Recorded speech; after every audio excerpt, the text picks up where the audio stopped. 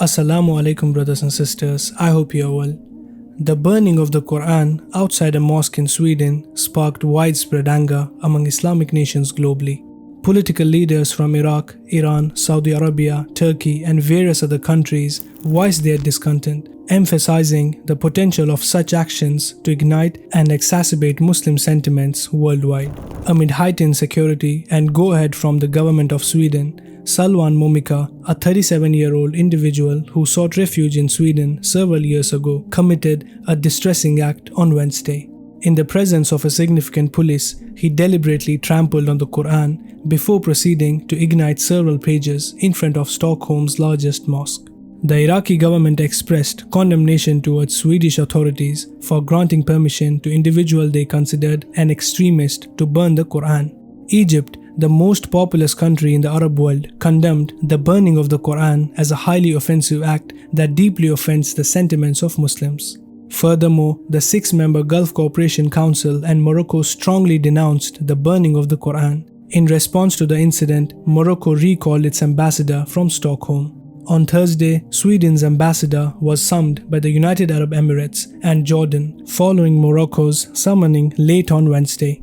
Turkish Foreign Minister Hakan Fidan called the Quran desecration despicable. It is unacceptable to allow these anti-Islamic actions under the pretext of freedom of expression, Fidan wrote on Twitter. Turkish President Recep Tayyip Erdogan additionally criticized Sweden for allowing a protest. Erdogan stated, "In due time, we will educate the conceited Western individuals that disrespecting Muslims does not constitute freedom of expression." The Saudi Foreign Ministry remarked that the timing of the incident, which occurred during the Eid al-Adha religious festival and the conclusion of the Hajj pilgrimage, was noteworthy. They stated, "These hateful and repeated acts cannot be accepted with any justification," the Saudi Foreign Ministry said.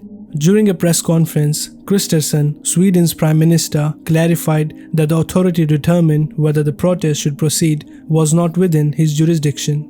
Kristersson described the protest as legally permissible but deemed it unsuitable, emphasizing that such decisions lie with Swedish law enforcement rather than politicians. "It is legal but not appropriate," Kristersson said. The Prime Minister of Sweden reacted when the Muslim nations got united and were asking for answers as to why such vile and hostile acts were allowed by their government, and that too on an auspicious day in front of one of the most prestigious mosques in the area.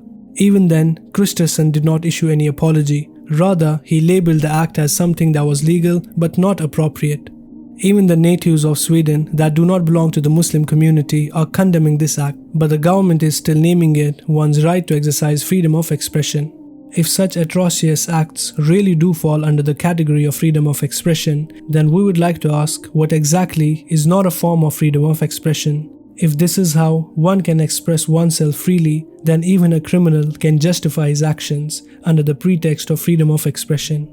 Such labels are just an excuse so that people can practice Islamophobic incidents without having to face any consequences. The issue of unity among Muslim nations may surely be complex and multifaceted, but it is also true that instances of disrespect towards the Holy Quran can elicit strong reactions from the Muslim worldwide. These reactions stem from the deep importance that the Quran holds for us Muslims. Regardless of the geographic location or socio-economic status in such instances, there is unity among the Muslim Ummah, prompting us from various nations to come together and express our collective outrage. As to the ones who are actively involved in such cases and trying to hurt the sentiments of the Muslim Ummah, they should keep one thing in mind: the Quran is actually the Kalam of Allah. If a person is successful in destroying and discrediting the holy book, then how will he able to ever destroy the words of the Creator?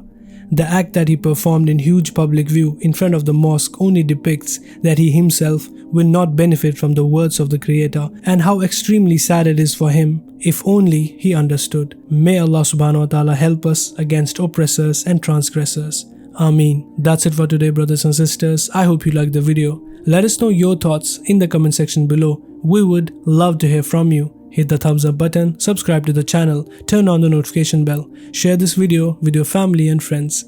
Until next time, Assalamu alaikum.